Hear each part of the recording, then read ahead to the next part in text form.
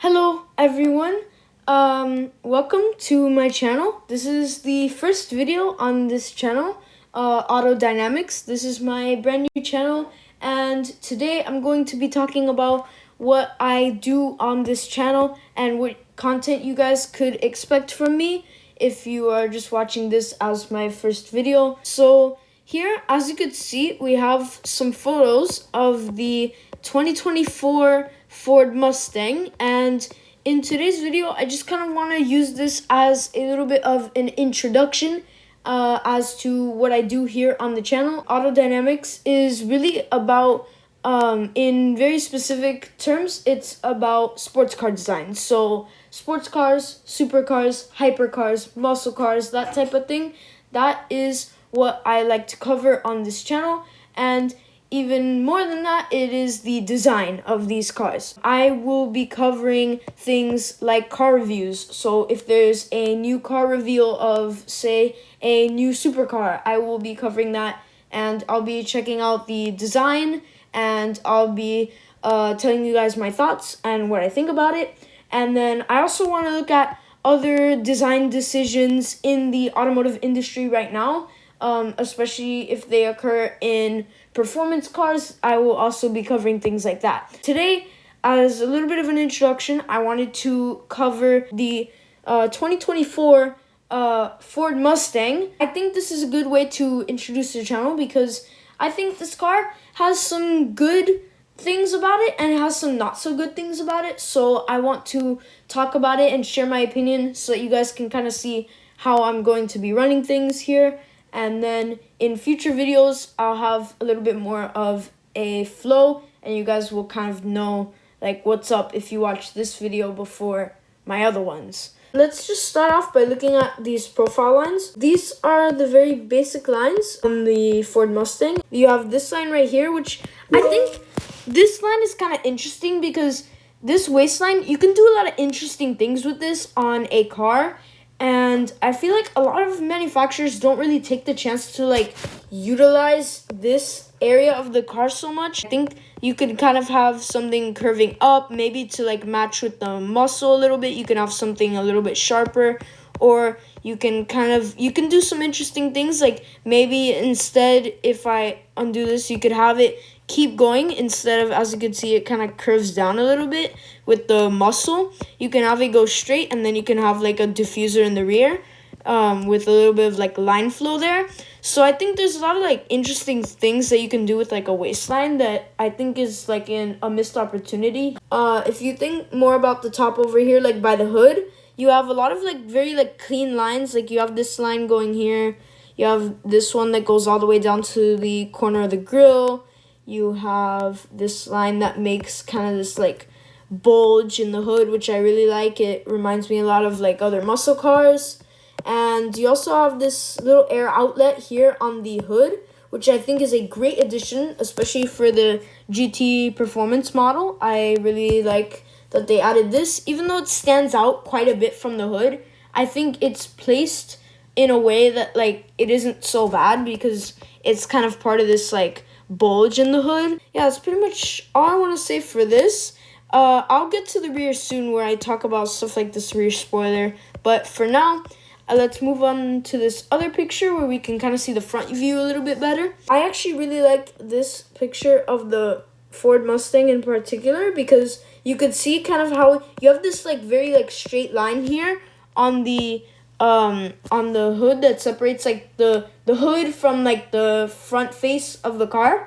And then at this angle, you can also see that that line continues into the shoulder line before it disappears and you get the muscle here. And I think that this is a really cool way to add like line flow to the car.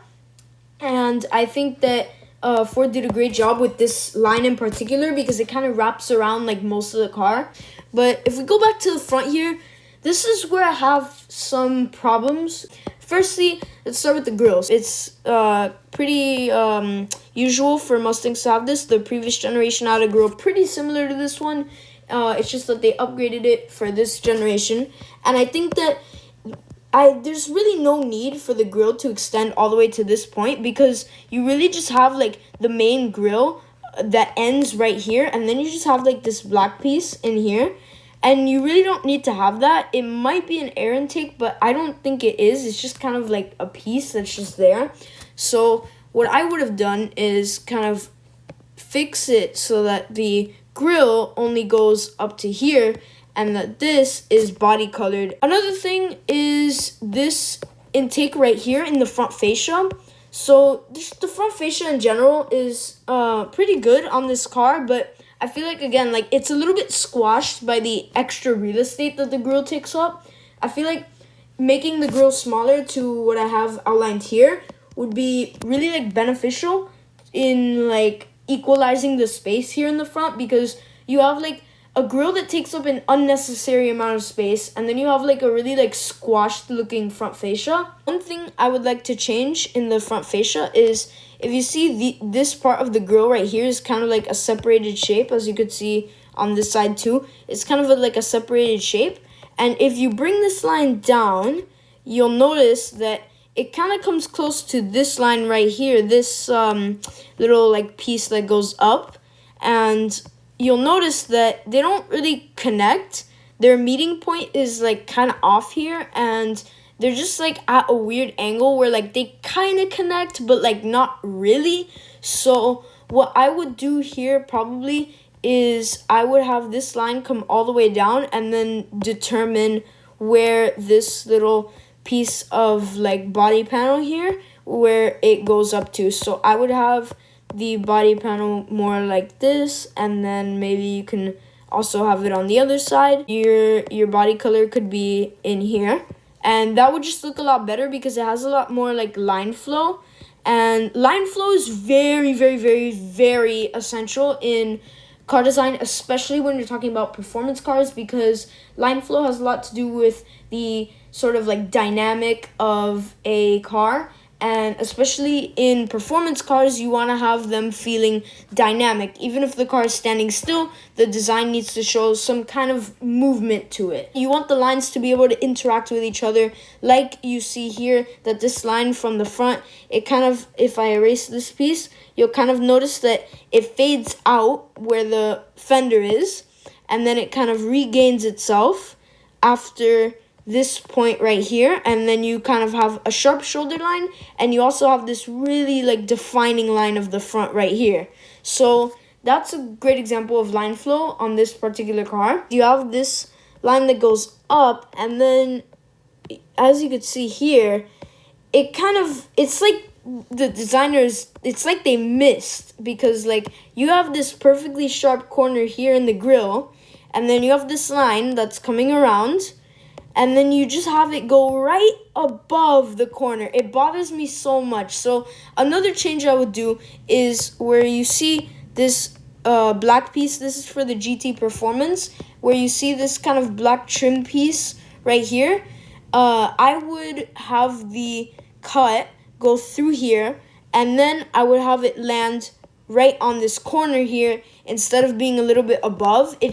It adds like extra, like I said, it adds line flow, and that it's little details like that that really bring a design together. Let's move on to the rear view, because I think that the rear view, I feel like when I look at the front of this car and then I look at the rear, I feel like I'm looking at like almost like a different car. Like it's still a Mustang, you can tell because of some of like the design cues, but it just doesn't like feel like the same car, because you have this front over here, right? That's like so aggressive. If I erase these, you have this front that's like very like proper, very muscle, very aggressive, and then you just have this rear end that's like, I don't know what it is. It's just kind of like, it feels more like weak, and like, I don't want to say sporty and weak in the same sentence, but like kind of like that. Like it feels more like a sports car, and it feels less like a muscle car, which in turn kind of makes it feel a little bit more weak than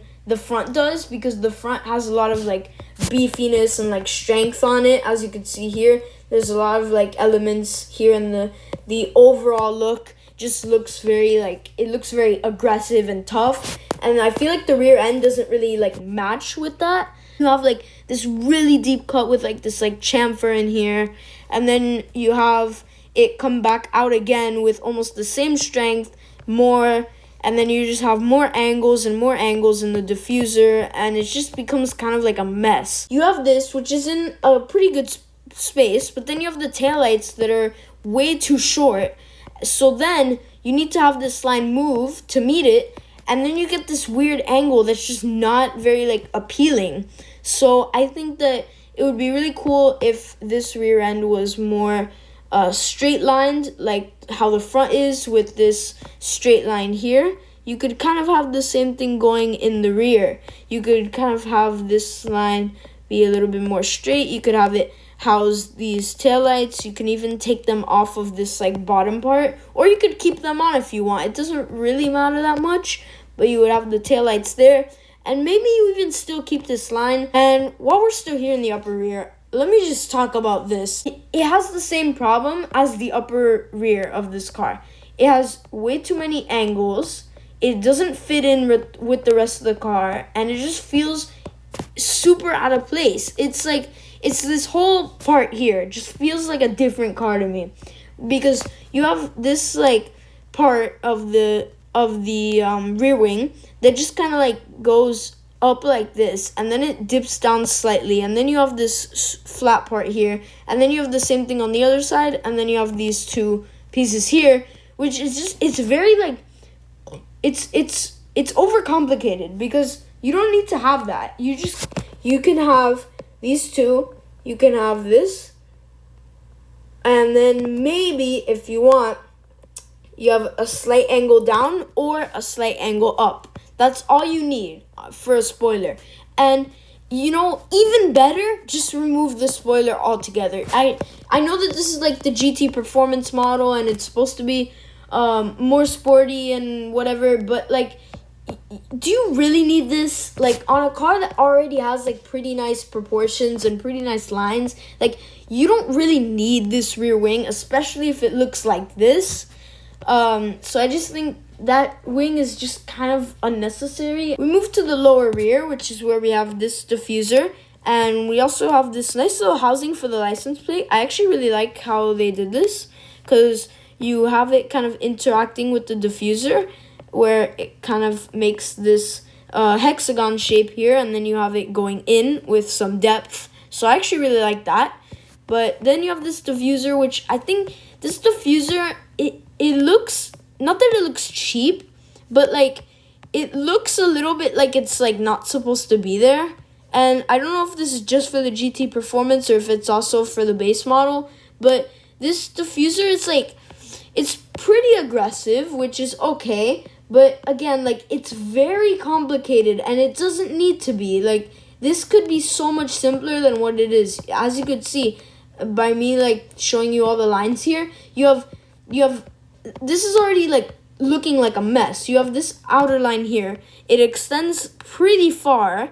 Then you have like this corner here, which makes another angle in the rear. You have more like sharp angles here. You have like plenty of like depth and thickness here. And then you just have this line here. You have this line here, which is also on the other side. You have the rear reflectors, I think that's what they're called, over here. You have, I don't even know what that is. It's probably like the reverse light or something. And then you have these quad exhaust pipes, which, if we take a moment, I actually really like these exhaust pipes. If we look in the other picture, they actually look kind of nice. And I think Ford did a good job with these. Anyways, back to this. I think this whole rear end, it's very like overcomplicated. It doesn't have to be this messy, but the entire thing is just kind of like, it's overcomplicated. Look at another photo a little bit more close up to kind of see what I said again. You can see like there's so many angles, and there's so many like sharp edges that are just really unnecessary.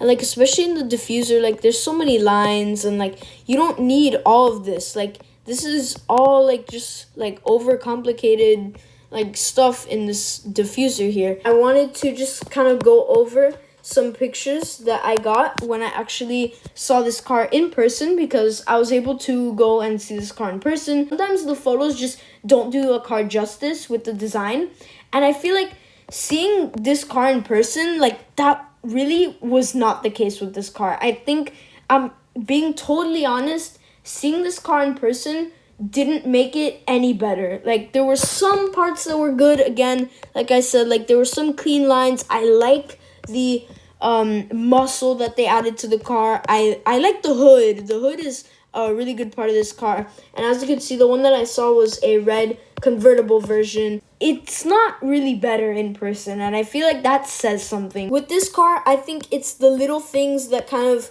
messed it up for me. I also wanted to kind of go over the interior because this interior, where do I start? Well, it's kind of hard not to start anywhere else than the big, fat, huge, curved, absolutely enormous digital flat screen TV display that they decided to put on this car. This curved screen display, it's so popular. It is on every new car getting revealed. And in my opinion, it is messing up interior design big time. I haven't seen one person that has gotten this flat screen TV to look nice because everybody is doing the exact same thing. Everyone is losing their identity in these interiors because they just have this huge TV on the dashboard. If you look at any other Mustang in existence, something so important for Mustangs is that they all have this double wave design in the dashboard, which is basically like you have this part that is like an angle that kind of goes up, and you have this part with the driver that kind of goes up, and you have this like dual wave design. It doesn't have the dual wave because they decided to put the TV here, and then, you know, like, yeah, you can have this huge display, but now you just lost a huge piece of the Mustang design DNA. You have the manual here. I'm glad they put a manual on this car because I do like that they're keeping the manual around for a little bit longer, especially in this performance model that it's the GT performance version, and they have the V8 in there. So it's really cool that they gave it a manual, and I like that a lot. And you have a flat bottom steering wheel. I like that. This is the introduction to the AutoDynamix channel. So if you want to see more car design reviews, I will have some of those coming up soon about new cars, and I'll also be taking a look at some design decisions in the automotive industry right now, specifically for performance cars. So if you guys want to see some cool car design content, be sure to subscribe to the channel. This is my brand new channel, so expect a lot from me because I will be trying my best to get the best content out and be able to get my thoughts on car design out to you guys. So thank you so much for watching, and I guess I will see you in the next video.